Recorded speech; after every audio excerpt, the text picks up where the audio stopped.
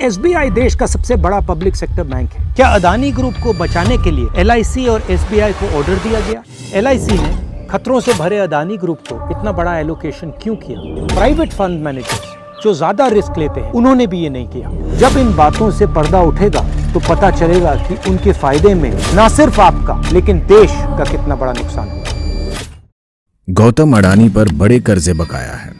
एक अनुमान के अनुसार वित्त वर्ष 2022 में अडानी ग्रुप के कुल 2 लाख करोड़ के कर्जे में से लगभग 70,000 से 80,000 करोड़ सिर्फ बैंकों से लिया लोन है।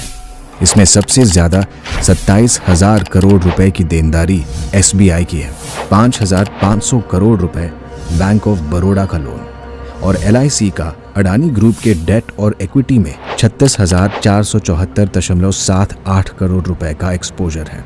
मित्रकाल में उठाए इस कदम ने अब आम भारतीयों के भविष्य को जोखिम में डाल दिया है।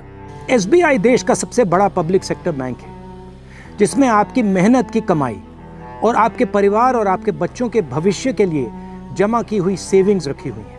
अब सवाल ये उठता है कि इन बैंकों में रखे हुए पैसे जो आपके पैसे हैं उनको खतरे में कौन डाल रहा है?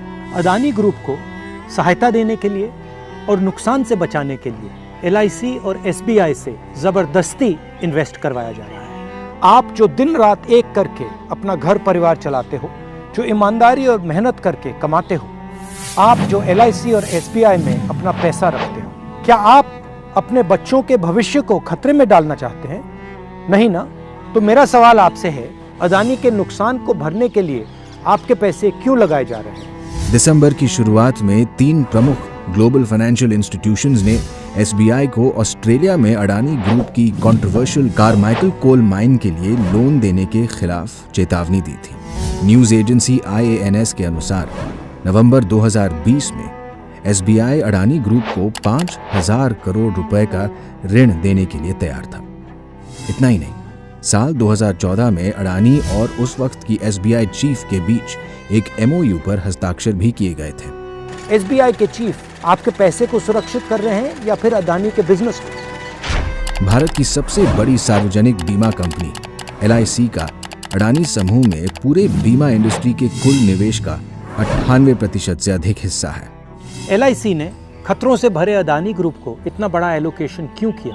प्राइवेट फंड मैनेजर्स जो ज्यादा रिस्क लेते हैं उन्होंने भी ये नहीं किया। क्या ये पीएम का कर्तव्य नहीं कि एलआईसी जैसे फाइनेंशियल इंस्टीट्यूशंस का पैसा सुरक्षित रहे? हिंडनबर्ग की रिपोर्ट आने के बाद एलआईसी के शेयर्स की कीमत 50,000 करोड़ रुपए गिर गए।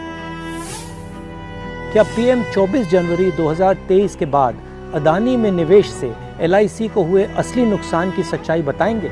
एलआईसी के इन्वेस्टमेंट के बाद घबराए हुए अदानी की रिटेल इन्वेस्टर्स की परेशानियों को कम करने के लिए पीएम क्या कर रहे हैं? ये कोई रहस्य नहीं है कि अडानी ग्रुप ने शेल कंपनियों के एक विशाल चक्रव्यूह का इस्तेमाल करके सामूहिक रूप से अडानी की सार्वजनिक लिस्टेड और प्राइवेट कंपनियों में अरबों डॉलर्स का लेन देन किया और ये अपने व्यापार की साफ जानकारी दिए बिना किया गया है।